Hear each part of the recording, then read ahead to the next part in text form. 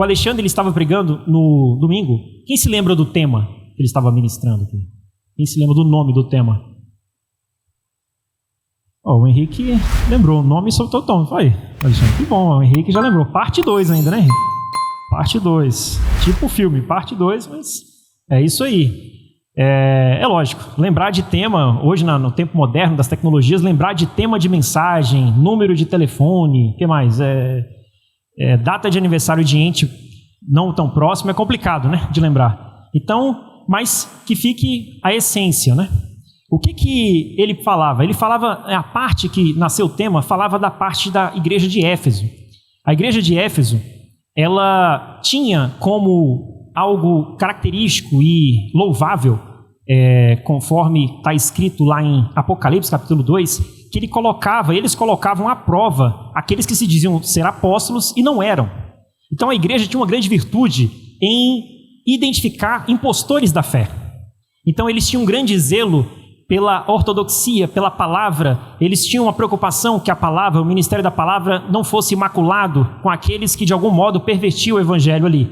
Contudo, lá Jesus faz uma reprimenda, embora a despeito do elogio, de que ao longo dos anos, do tempo, desde Paulo até ali, o que era aquela profecia que Jesus estava falando, que ali falava não apenas do século I, mas falava de algo que aconteceria no tempo, né?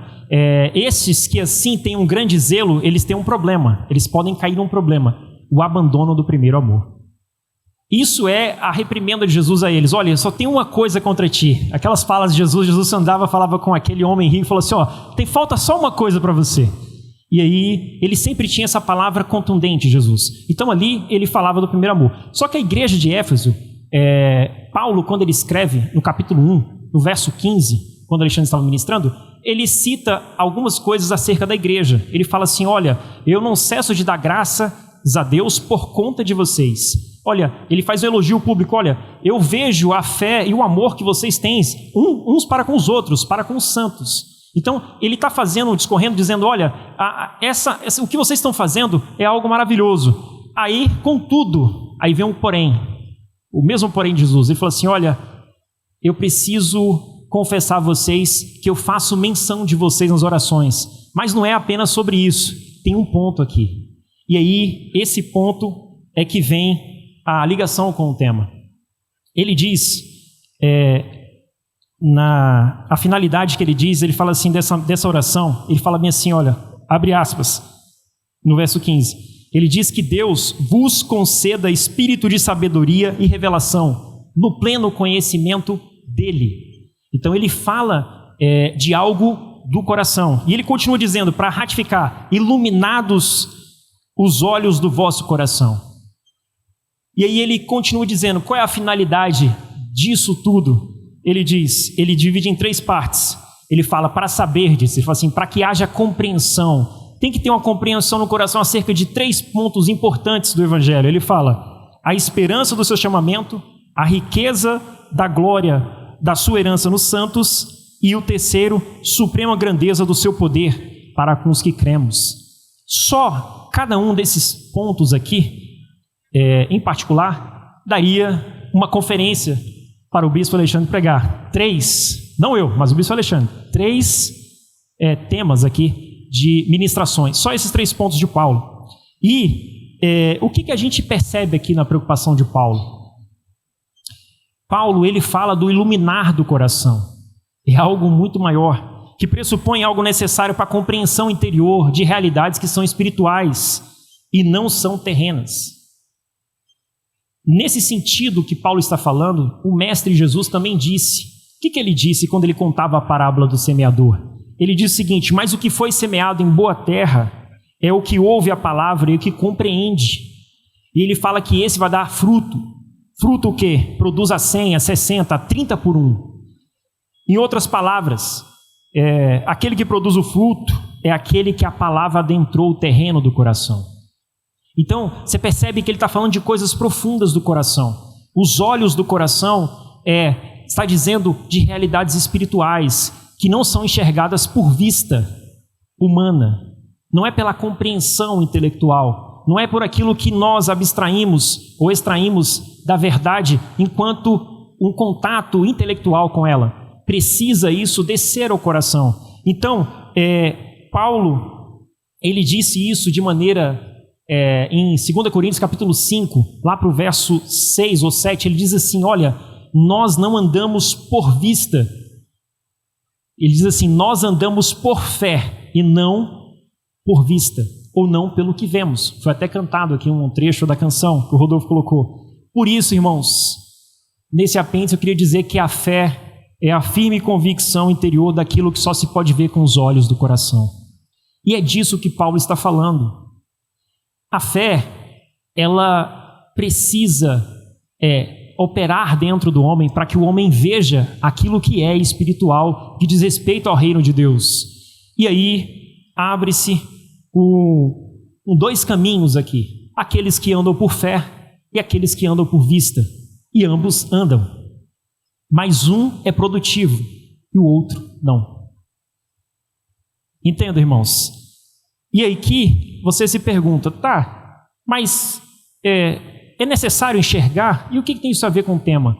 Quando nós, irmãos, adentrarmos aqui os aspectos do texto que foi lido aqui inauguralmente, nós vamos ver um paradoxo que foi instaurado aqui com relação à reflexão desse ponto do cego de Jericó, que não diz respeito exatamente a ele, mas diz respeito a nós.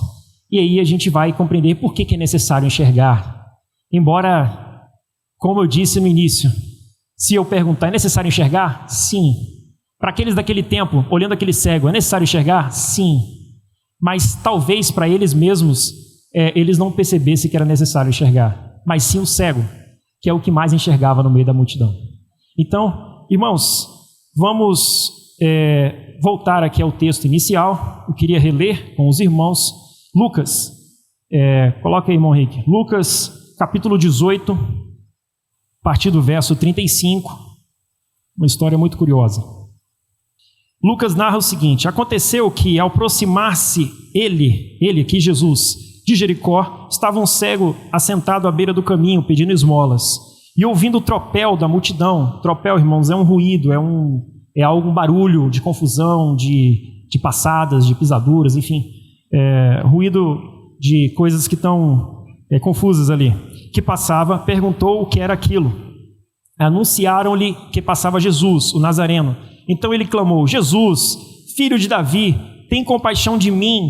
E os que iam na frente o repreendiam para que se calasse.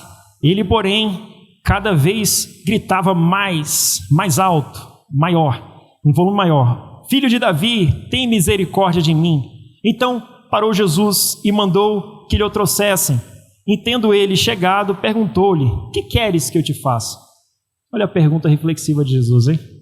Que interessante. Respondeu ele: Senhor, que eu torne a ver. Então Jesus lhe disse: recupera a tua vista, e a tua fé te salvou.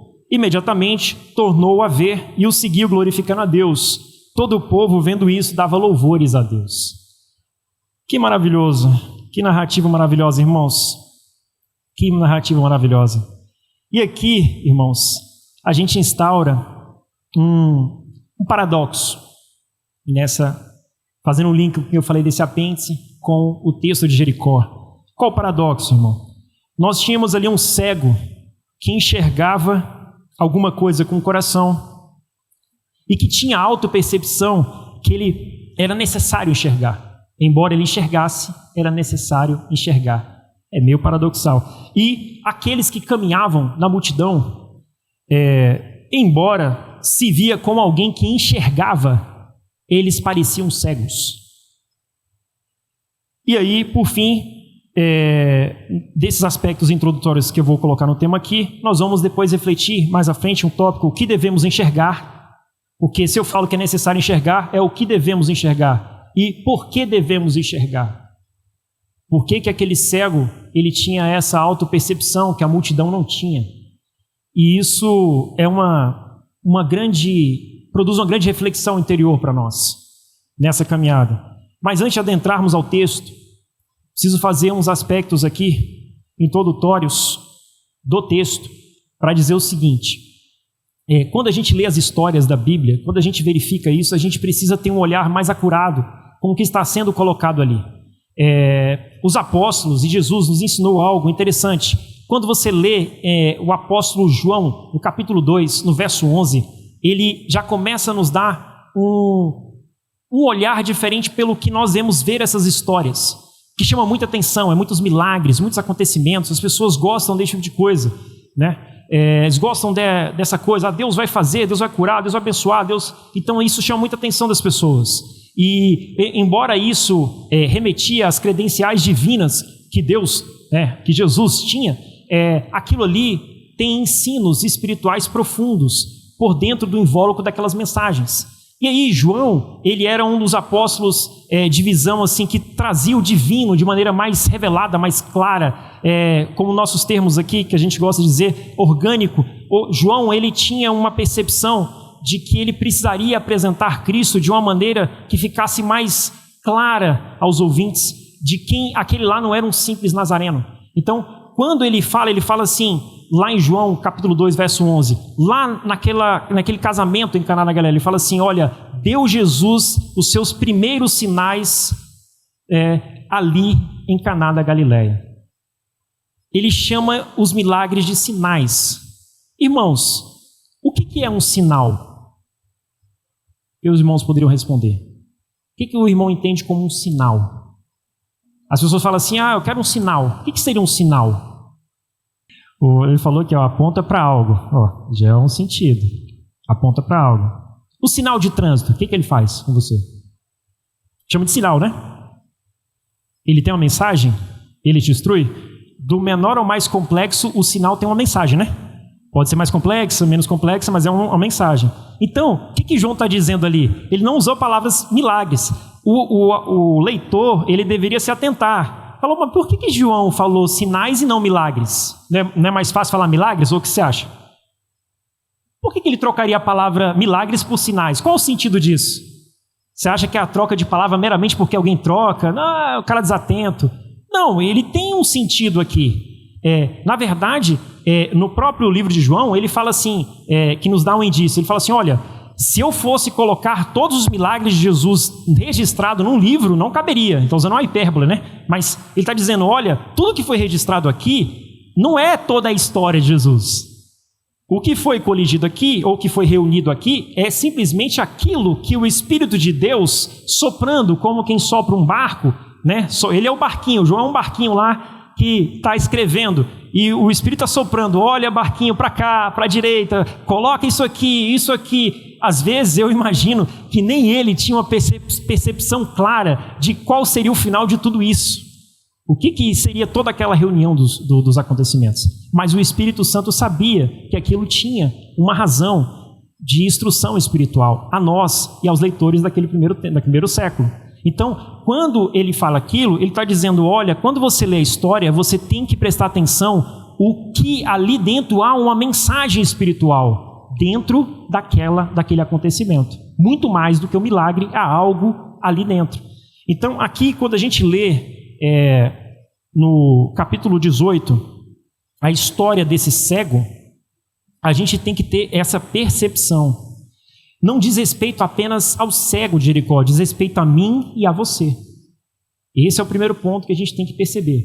Outra questão, ali há uma doença espiritual, há algo que está acontecendo ali, diz respeito a realidades espirituais dentro do homem.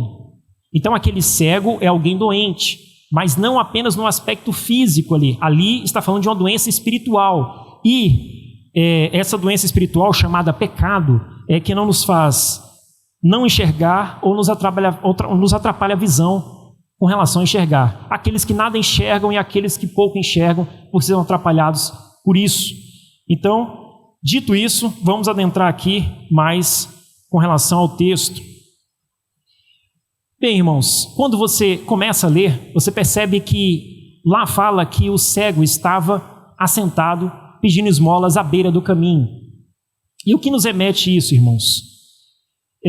Ele fala que o cego estava ali ouvindo que Jesus estava por passar e ele começa a clamar. E aqui já começa a vir um ponto interessante, porque o cego, quando ele começa a clamar, a multidão repreende. E aqui você percebe o seguinte, o cego tinha clara convicção de que ele precisava enxergar. E não somente isso, que o Mestre Jesus poderia fazê-lo enxergar. E a multidão que acompanhava Jesus, sem de fato ter essa percepção, eles começam o quê? A rejeitar o mendigo ou o cego marginalizado de que o Mestre poderia atendê-lo. E aqui é curioso, porque aqueles que andavam com Jesus, que viram tantas coisas da parte de Jesus, não queria que o Mestre fosse incomodado por alguém que é cego. E aí nos abre a reflexão. Aquilo que aquele seu irmãozinho do seu lado, do outro, tem de necessidade com relação a Deus, entenda, essa multidão aqui, ela não tinha a menor empatia. Então assim, eles não percebiam a necessidade daquele que queria enxergar. E aí talvez eles não percebessem isso, porque embora ele fosse cego, e faz sentido querer enxergar, mas a multidão, ela não tinha uma visão espiritual clara. A multidão que se dizia enxergar, ela não via sentido naquele que era cego de clamar para que ele enxergasse. Olha o paradoxo e a contradição. Olha o problema espiritual da visão daqueles que seguiam Jesus. Que eles não sabiam para onde eles estavam indo. Eles não sabiam, eles estavam com Jesus, mas estar com Jesus e caminhar com Jesus não significa conhecer Jesus. Não significa enxergar aquilo que de Jesus se deve enxergar. Estar com Jesus não é apenas estar numa caminhada com Ele sem saber para onde Ele vai. Mas é simplesmente ter que, na caminhada, conhecê-lo. E aí o cego que não caminhava com Jesus tinha maior percepção espiritual de que Jesus iria atendê-los do que a multidão que estava caminhando com ele. E aqui fica para nós a reflexão. Aquele que está à beira do caminho, porque o texto diz que ele queria tornar a ver. O que significa parecer dizer que em algum momento ele enxergava, mas por alguma razão desconhecida ele parou de enxergar. E se a pessoa está à beira do caminho e não consegue enxergar, mas enxerga alguma coisa, e essa coisa que ele enxerga é suficiente para torná-lo a fazer a ver. E aqueles que caminham com Jesus parecendo enxergar muito, podem estar apenas andando como cegos e não sabem para onde vão. E aí muitas vezes julgam e retrai aquele que não está por enxergar. Quando na verdade, irmãos, a ordem pode se inverter. Aquele que não enxergava, mas alguma coisa enxergava e era visto como cego, passa a enxergar. Então você vê como cego aquele que você está dizendo que é cego, mas alguma coisa ele enxerga, tá? Só queria te dizer que alguma coisa ele enxerga. E às vezes está enxergando mais do que você. Então não tente compreender essas coisas espirituais que dizem respeito a Deus. Tente viver o Evangelho. Será o suficiente. A simplicidade do Evangelho é viva o suficiente de Deus. Simplicidade é igual a suficiência. Você tem aquilo que é suficiente de Deus, viva a verdade de Deus. Abundância não quer dizer desperdício. Não é isso. Ter abundância não é isso. Assim como ser simples não é ser carente de alguma coisa. É ter o suficiente. Aquilo que é essencial. Se você tem recebido de Deus o essencial, viva a verdade do Evangelho. E Deus vai te acrescentar à medida que você tem precisado. E não olhe para o outro e tente fazer juízo daquilo que acontece com o outro ou não. Não diz respeito a você. Aquele que não enxerga, mas tem desejo de enxergar, em algum momento ele tornará a ver. E se você for fazer alguma coisa para aquele que não enxerga, estenda sua mão de graça como Jesus fez. E diga, ele vai te recuperar a vista. Creia somente. Então assim, aqui é o paradoxo, irmãos. Nós vivemos em paradoxo. Ora somos aquele cego à beira do caminho, ora somos a multidão que andamos, e ora podemos ser aquele que, de algum modo, está com Jesus, sabendo que é Jesus, querendo conhecer Jesus. Mas aqui há uma divisão entre dois grupos, e que a gente possa refletir muito bem em que a gente está fazendo a nossa caminhada.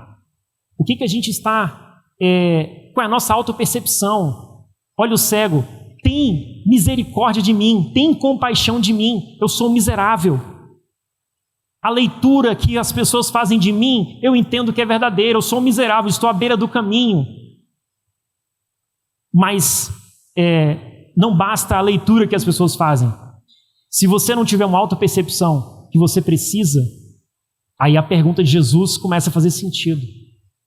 O que queres que eu te faça?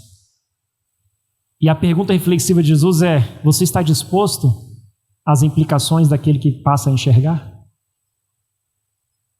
Você quer mesmo enxergar? Porque aquele que vê tem implicações.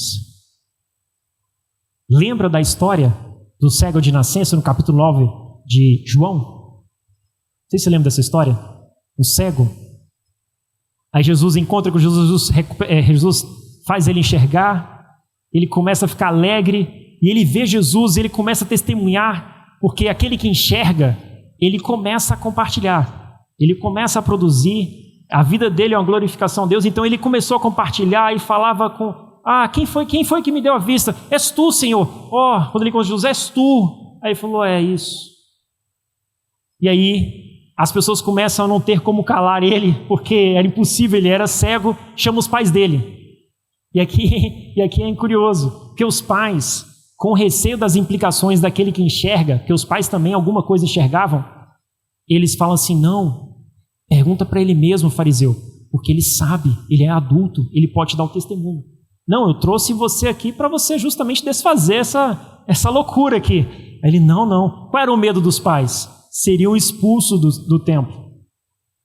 Ou seja, eles não queriam assumir as implicações daquele que passa a enxergar, porque eles avaliaram que o custo seria muito alto para eles. Eles seriam banidos do templo, da vida religiosa. E o cego, de coração aberto, que se encontrou com Jesus, ele não estava nem aí para isso, irmãos. A preocupação dele é que eu passei a enxergar. Como é que eu vou testemunhar do contrário se eu era cego e passei a enxergar? Eu vou dizer que eu sou cego? Eu vou fingir igual meus pais que eu sou cego? Não faz sentido nenhum. Alguns querem fingir ser cego diante do evangelho. Não tem sentido, irmãos. Você está enxergando? Você tem que dizer o que você está vendo. E aqueles pais: não, peraí, eu vou ser banido do templo e não dá. E o cego, que já era banido do templo, para ele, a simplicidade é o seguinte: eu passei a enxergar. Se eu não vou estar no templo, eu vou estar no templo, eu estou enxergando, e o que importa é enxergar.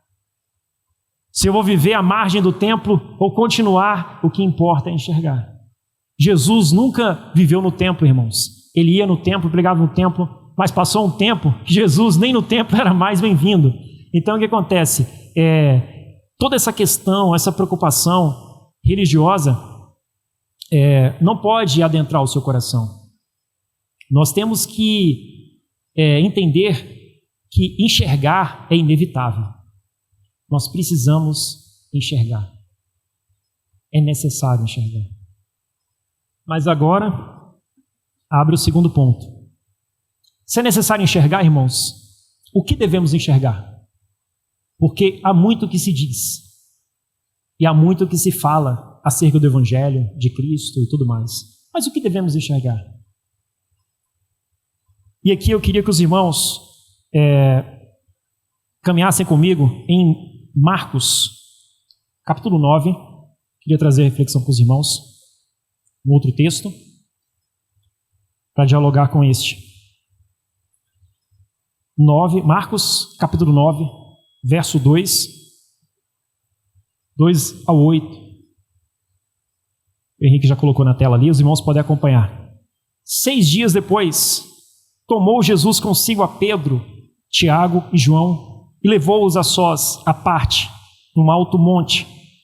Esse monte dizem que é o Monte Tabor. Foi transfigurado diante deles, e as suas vestes tornaram-se resplandecentes, sobremodo brancas, como nenhum lavandeiro na terra as poderia alvejar. Que cena maravilhosa. Apareceu-lhes Elias com Moisés e estavam falando com Jesus. Então Pedro, tomando a palavra, disse: Mestre, bom é estarmos aqui, que façamos 3 tendas. Uma será a tua, e outra para Moisés, e outra para Elias. Pois não sabia o que dizer. Pedro não sabia o que dizer. por estarem aterrados, ou, em outra linguagem, apavorados. A seguir, veio uma nuvem que os envolveu, e dela uma voz dizia: este é meu filho amado, a ele ouvi. E de relance, olhando ao redor, ninguém mais viram com eles, senão Jesus. Que texto maravilhoso, irmãos. Que texto belíssimo. Quando a gente olha aqui nessa cena, você percebe ali que Jesus, ele quer revelar algo aos discípulos. Então ele chama eles no monte, como às vezes ele fazia, sempre os mais próximos, Tiago, Pedro, João, ele sempre fazia isso para trazer alguma coisa de suma relevância ou importância. E aí, quando ele sobe, ele vai se transfigurar. Mas na cena aparece algo diferente. Aparece ali Elias. Quem era Elias? Simplesmente o representante dos profetas. Há quem diga que o maior líder da escola profética, diz os eruditos, né, da tradição, e ali simplesmente um dos maiores profetas do Antigo Testamento. Simplesmente aquele que falou que por 3 dias não choveria em Israel. 3 anos, né? Não é nem 3 dias, eu estou falando 3 dias aqui, o Pedro está me corrigindo. 3 anos, né? Pior do que 3 dias é 3 anos, né? 3 dias já é ruim, né? Imagine 3 anos, né? 3 anos. E esse também é aquele que disse que Jesus, né, viria.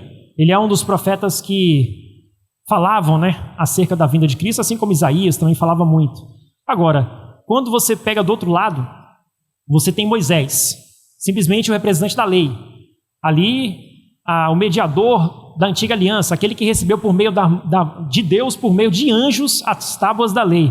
Moisés, ele era o líder do povo judeu, da libertação do povo judeu. Então, uma figura bastante estimada pelo povo judeu.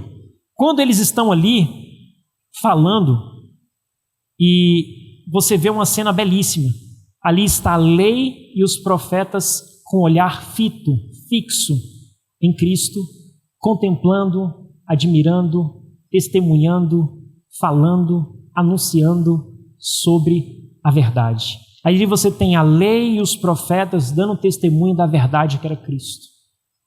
Mas você percebe que ele está dando testemunho de Cristo, mas não é um Cristo no modo da carne. Entenda isso. Aqui, o que nós devemos enxergar? Eles estão dando testemunho do Cristo revelado. Tem uma diferença. Não é o Cristo histórico. Ele está dando um testemunho do Cristo revelado. Ele está falando que as realidades espirituais de Cristo é o que importa. Tanto é que depois a voz interrompe e fala: este é meu filho amado, a ele ouvi. Quando ele aponta para isso, o testemunho dos profetas ali, eles estão dizendo: olha, o que nós estamos falando no Antigo Testamento é sobre esse Cristo revelado. Não é o Cristo histórico. Nós falamos da vinda dele, na historicidade dele, mas porque nós somos homens do tempo. Mas o que nos importa é a revelação acerca deste Cristo. E aí, para ficar claro, ali, você percebe que Pedro, ele não entendia do que ele estava dizendo, assim como nós, por vezes, não entendemos. E Pedro, ele fala: olha, vamos reunir aqui os 3. Vamos reunir aqui a lei e os profetas na antiga aliança e Jesus no Novo Testamento, a verdade, que por ele que veio a fé e a verdade. Vamos reunir tudo aqui e tudo estará bem. E aí, essa proposta de Jesus, ou de Pedro, é uma proposta que, infelizmente, ela continua ativa hoje. Se quer reunir essas 2 coisas, ou essas 3 coisas, né, podemos dizer, numa coisa só. E isso não traz nenhuma prosperidade espiritual. Isso não pode dar certo. Jesus, em outras palavras, ele disse o seguinte: olha, é como você pegar uma veste velha e querer colocar o quê? Um remendo de pano novo. Não vai dar certo. É como você pegar um vinho novo e colocar num odre velho. Ele diz: não dá certo. Isso é impossível, são incompatíveis. Então, Pedro, ele falava do que ele não entendia. Não é que Pedro ele era alguém que queria um mal necessariamente. Mas querer o mal, não querer o mal, quando você não entende, na ignorância, você acaba produzindo algo ruim. Pedro estava ali naquele momento dizendo como se fosse um profeta enganado. Eu costumo dividir, tem um profeta enganador e o profeta enganado. Mas ambos produzem um engano, né? Concorda ou não? O enganador é aquele que é consciente daquele ponto e ele traz. Por exemplo, tem alguns irmãos, ou pastores, por exemplo, que eles sabem que essa questão, por exemplo, dos dízimos, né? Vou falar um tema bastante sensível. Os dízimos, por exemplo, eles são uma coisa ligada a Israel, né? Ali e tal. Tem pastores que poderiam ensinar tão bem como o bispo Alexandre. Só que eles não pregam isso por quê? Porque o receio das implicações de não termos corações que estão à altura do encargo do evangelho ainda, no suprimento, como aquela viúva que ela entendia o valor da causa e ela deu ali o que ela tinha, né? Eles usam esse texto para justamente dizer, olha, agora dá tudo o que você tem, quando na verdade eles não entenderam o texto. Ela ali tinha ela percebia o grande valor da causa do evangelho, da causa de Deus. Então ela amava a causa de Deus, então ela ofertou de coração, na medida do que ela tinha. Agora, há pastores, por exemplo, que não sabem desse ponto. Então, eles pregam porque eles receberam de outros pastores. Então, eles estão profetas enganados acerca desse tema. Sendo que, na verdade, o Novo Testamento trabalha com ofertas, trabalha com liberalidade, com princípios, com amor, com a generosidade. Não eliminou o fato de que você deve contribuir. Nada mudou com relação a ter que contribuir. Mudou foi a base da contribuição. No Evangelho, ele trabalha exclusivamente e bem notoriamente com o amor. Exige-se do seu coração. Na verdade, a medida é maior da exigência do que no Antigo Testamento. Alguns não entenderam. Porque o desprendimento é o que Deus, aprove Deus colocar para você se livrar da avareza. O desprender-se é aquele que ele tem uma liberalidade no seu coração. Ele vai se desprendendo, entendendo que a sua família não é sua, os seus bens não são seus. O que é seu, irmão? Você consegue dizer alguma coisa que é sua? Quando você começa a compreender o evangelho, o que você entende que é seu? Lógico, a gente usa o pronome, minha família, meu carro, tudo bem. É na visão, né, daqui das relações sociais, civis, né? Mas se você olhar para a realidade espiritual, o que é seu? Nada.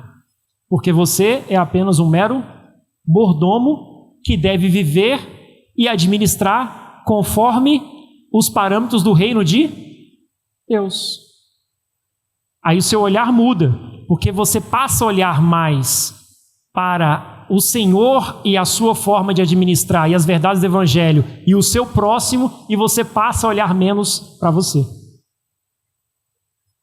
Essa é a mudança de paradigma. Então aqui, irmãos, o que nós devemos enxergar? O Cristo, a revelação, as realidades espirituais em Cristo. É isso que nos importa.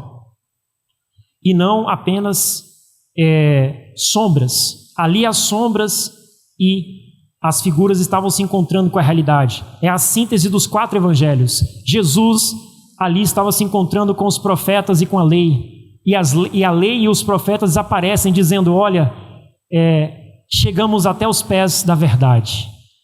E nada, ninguém pode ir além da verdade. Então aqui a gente some, desaparece. Aí a voz do céu diz, está vendo aí? É assim, vocês devem ouvir quem? Ele, meu filho amado, em quem está o meu prazer, a minha alegria. A ele é que você deve ouvir. O Cristo revelado. Este aqui é o que você deve ouvir. Muito maior é este do que a lei e os profetas. Aqui está quem é maior do que a lei e os profetas, que apenas davam testemunho. Então, irmãos, é isso que nós devemos nos ater. Porque há um problema aqui que Pedro colocou, que diz respeito às religiões. Porque isso que Pedro tentou fazer, reunir a verdade, a lei, e a verdade, a lei e os profetas, é um problema que nós temos no nosso século e desde muito tempo. Porque as religiões, que as religiões tentam? Elas tentam se aproximar de Deus. Esse é o ponto. Esse é o objetivo. Contudo, nas bases equivocadas. Porque a religião, ela trata de quê? De 3 coisas: a fé, os dogmas e as doutrinas. A fé, os dogmas e as doutrinas.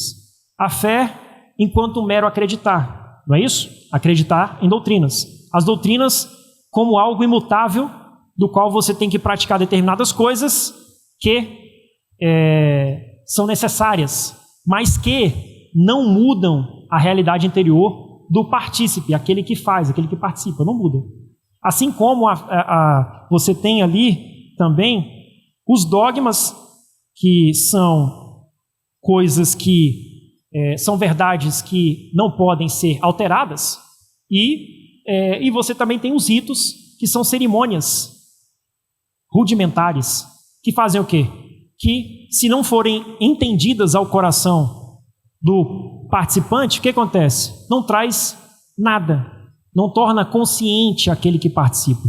Então, baseado nisso, você tem o quê? Pessoas que não conseguem ter mudanças. E aí você pode ser aquele, como à beira do caminho, que se tornou um religioso. Ele fica à beira do caminho, ele vê coisas, mas ele não consegue caminhar para onde Cristo estava indo. E aqui entra o terceiro ponto: por que devemos enxergar? Aquele cego não podia caminhar para onde Jesus estava indo, por quê? Porque ele não enxergava. Não era isso? Ele não enxergava. A multidão, enquanto caminhava com Jesus, embora a multidão entendesse ela que enxergava, era cega e estava acompanhando Jesus, mas sem saber para onde ele ia. E era a mesma problemática, só que eles se achavam superiores a quem? Ao cego que está à beira.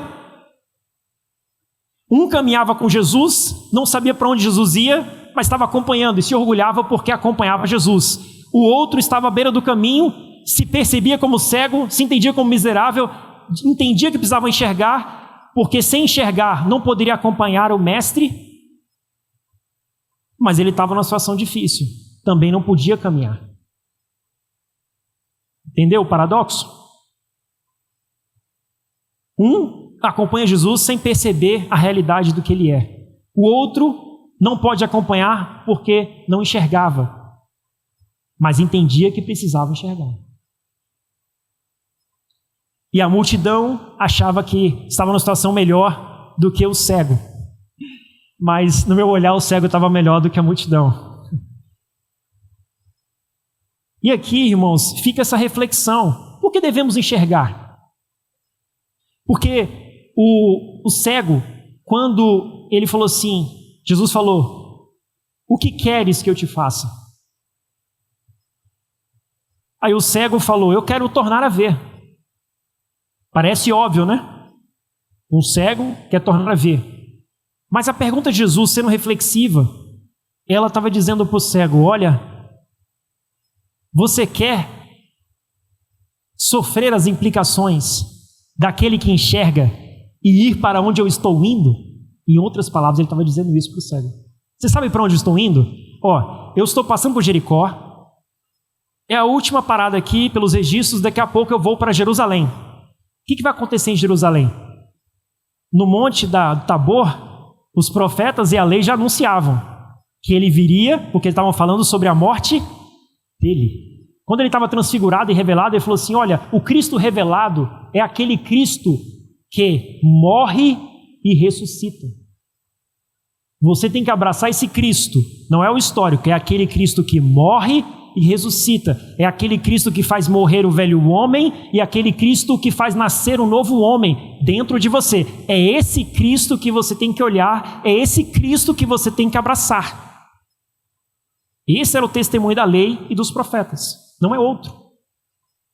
Se você ficar pegado ao Cristo histórico, qualquer outro Cristo que fuja disso, não é o Cristo que você deve abraçar. Você não entendeu. Você pode estar caminhando com Cristo, mas você não sabe para onde você vai. E aqui, o cego, quando ele enxerga, ele fala: não, eu quero tornar a ver, eu quero ir para onde você vai. Eu quero fazer morrer o velho homem, eu quero enxergar, eu quero te seguir. Eu quero ir para Jerusalém, eu quero morrer, eu quero ressuscitar, eu quero estar contigo. E a multidão, cale-se, cale-se, cale-se, você não é digno, o mestre não é digno de te ouvir. E a multidão seguia Jesus. O que aconteceu com a multidão, pessoal? Eles ficaram com Jesus? Não, né? É a mesma multidão, ou a parte dela que falou o quê? Crucifica esse cara aí, né? Crucifica. Então, quando ele sai seguindo Jesus, aí ele começa a glorificar a Deus e a vida dele passa a ser um louvor a Deus. Por quê? Porque ao fazer morrer a velha natureza e ao fazer crescer uma nova consciência de Cristo, ao enxergar, aquele homem agora passa a ser um louvor a Deus. E o testemunho dele começa o quê? A trazer glórias a Deus, a tanto que o povo dava louvores a Deus, porque aquele homem caminhava agora com Cristo, ele não desgarrava de Cristo, ele estava caminhando até Jerusalém, e ele estava muito consciente, irmãos, que ele estava indo para Jerusalém, e a multidão não tinha a menor consciência, mas a multidão se orgulhava, eu estou com Jesus. A multidão citava o nome de Jesus, é Hosana, é isso, a multidão maravilhada, ele vai ser rei, nós vamos fazer, ele vai fazer prosperar-nos porque ele vai ser o rei e certamente nós vamos colher os frutos do seu reinado, haverá pão, multiplicação, que maravilha. E aí Jesus, ele fala no outro texto, quando ele estava no momento ápice do seu ministério, em João capítulo 12, os gregos foram vê-lo, e ali, irmãos, era um momento maior da fama. Não tem YouTube, não tinha TikTok, não tinha nada. Ali era um momento áureo, irmão. Ali, se ele faz uma coisa miraculosa, alguma coisa, os gregos iriam enlouquecer. Muita coisa ia acontecer ali.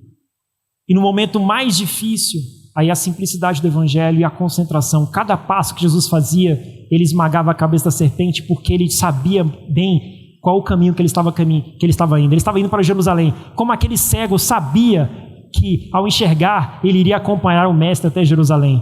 Então, ele aprendeu ali com Jesus, na mesma sintonia, alinhado de consciência com Jesus, porque Jesus, ele, no momento áureo, que era para ele fazer alguma coisa, e os discípulos, vai lá, mestre, eles vieram ver, faz alguma coisa aí, é agora. Mais de 100 milhões de views, é isso, é like, vai ter tudo. Aí Jesus simplesmente fala assim, olha, se o grão de trigo caindo na terra não morrer, fica ele só. Que decepcionante, irmãos.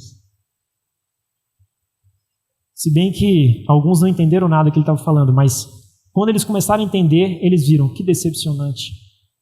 Não faz sentido nenhum. Como alguém despreza a fama, a glória, o louvor dos homens, por causa da vontade do Pai, não fazia sentido. Não fazia sentido. Só que Jesus, ele tinha uma decisão muito clara no seu coração, de que ele estava seguindo a vontade do Pai. Todo esse caminho dele era uma decisão em seguir a vontade do Pai. Muitos acompanhavam ele sem perceber. Uns ao longo do caminho passaram a enxergar como aquele cego e passaram a acompanhar, a compreender. Outros desistiram no meio do caminho, abandonaram o mestre porque decepcionaram, porque o mestre não seria a concessionária para ele, a fábrica de pão, o que seja, mas decepcionaram com o mestre. Outros queriam que ele fosse um grande rei, usasse de força, de violência, decepcionaram também. Mas o mestre não mudou em nada.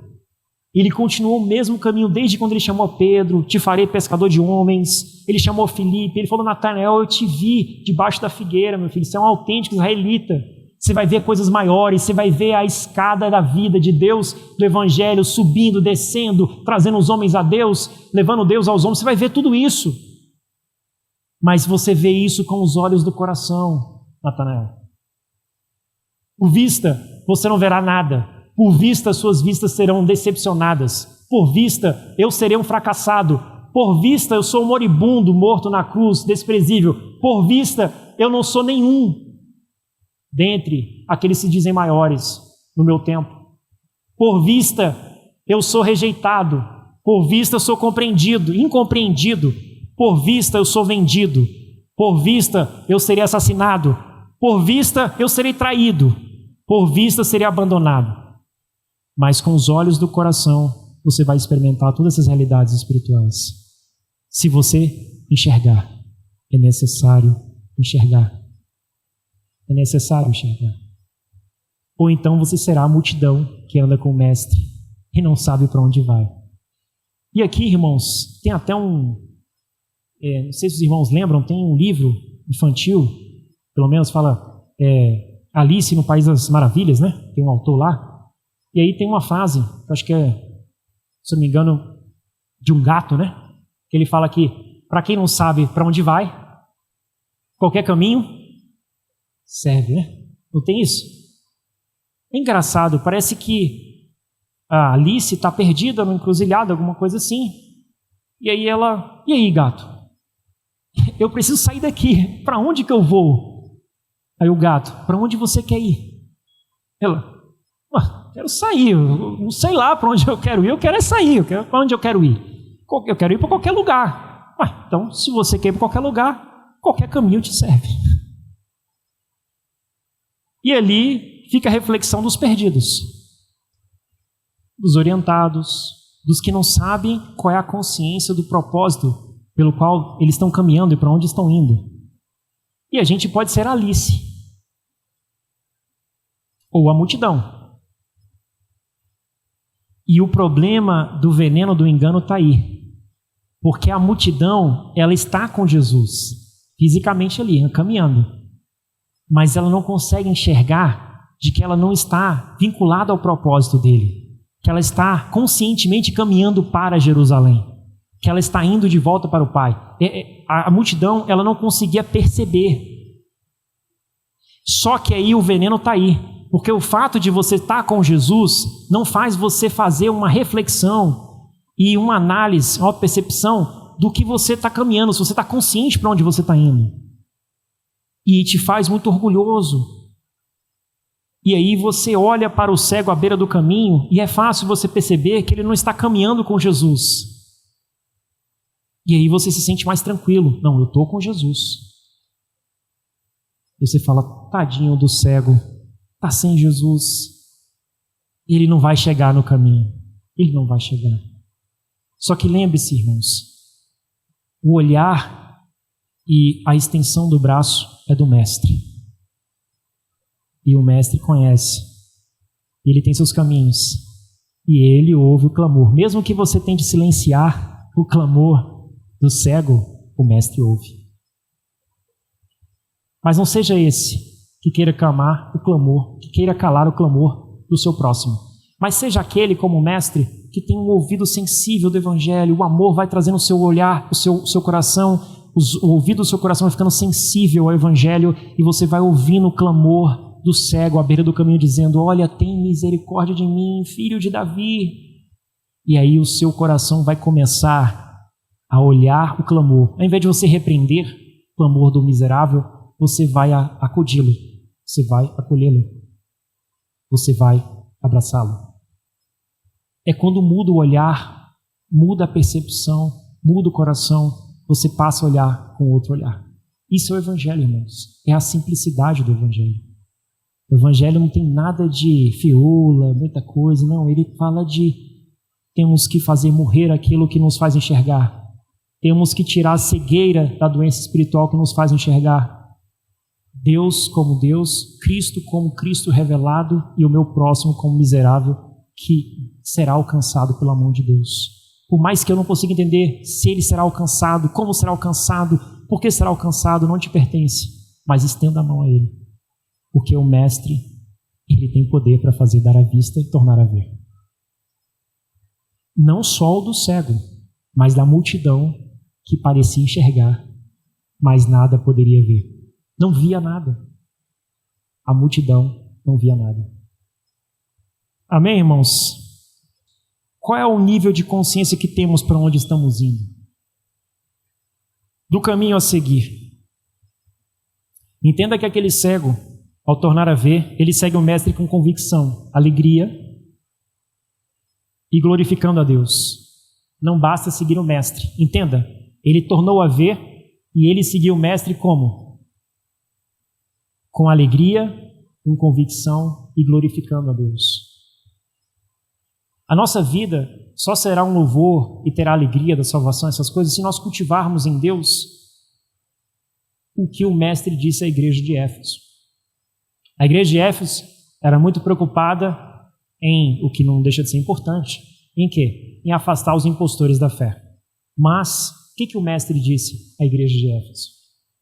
Ao longo do tempo você perdeu algo importante. Você perdeu o primeiro amor. A alegria da salvação. Aquele frescor daqueles que glorificam a Deus, das menores coisas às maiores. E as menores coisas eu digo porque o fato de você estar aqui e poder ter comunhão com o seu irmão é uma grande bênção. É uma coisa simples que eu lembro que eu falei, simples é suficiente. Entenda que simples não é carente. Não está te faltando nada, tá? É simples, é o suficiente. Deus te plantou aqui, é o suficiente para você amar o seu irmão, você conhecer o Evangelho, você caminhar na verdade. Entenda, aqui pode não ser, do ponto de vista estrutural, né? Belíssimo local de reuniões, uma maravilha, e tal, como muitos locais têm. Mas entenda, a suficiência do Evangelho não está nisso. A suficiência do Evangelho está em quê? Em termos a consciência de Cristo. Amarmos o nosso irmão e seguirmos o Evangelho com autenticidade e com sinceridade. Entenda, se você for lhe acrescentado algo maior, do ponto de vista material ou qualquer outra coisa, entenda, continuará o seu coração tendo que entender a simplicidade do Evangelho. Não entendo que é suficiente do Evangelho. Essas coisas são acréscimos que não são, não são assim indispensáveis. Elas não são. Elas não são indispensáveis. Indispensáveis é o amor, a fé. Amém? E para finalizar, irmãos, a multidão, em boa parte, seguiu o mestre sem nenhuma clareza para onde ele estava indo. E, embora acompanhasse o mestre, você percebe que a multidão, ela não tinha um vínculo com o mestre real. E o mestre conhecia cada coração. E aqui nos torna uma grande lição do mestre. O mestre, mesmo sabendo que seria traído, ele chama Judas de amigo, mas não era nenhum tipo de falsidade, não, irmão. Ele tinha um coração que procurava não ficar blindado com relação à contaminação, com relação ao seu próximo. Então ele tinha um tratamento que, embora a multidão estivesse com Jesus, e Jesus sabia que a multidão não tinha visão acerca de onde estava indo, em nenhum momento Jesus expulsou a multidão. Em nenhum momento. Porque a mesma multidão que está caminhando e não consegue enxergar, amanhã ela pode passar a ver. Assim como o cego passou a ver. E a multidão duvidava que o cego pudesse ver. Ou que ele pudesse caminhar para onde Jesus ia. Embora eles pensassem, a multidão, que estavam caminhando para onde Jesus ia. E a gente viu que eles não estavam indo. Então, irmãos, a gente não pode desprezar ninguém, nem nada. Entender que o reino de Deus pertence ao Pai. E os seus desígnios são maiores do que o nosso. E cabe a nós apenas semear a verdade, amar o nosso próximo, sem juízo de nada, porque Deus, ao seu tempo, esclarecerá a cada um e fará cada um próspero, à medida que estes semeiem a boa palavra no terreno dos seus corações. Amém? Que Deus em Cristo nos abençoe.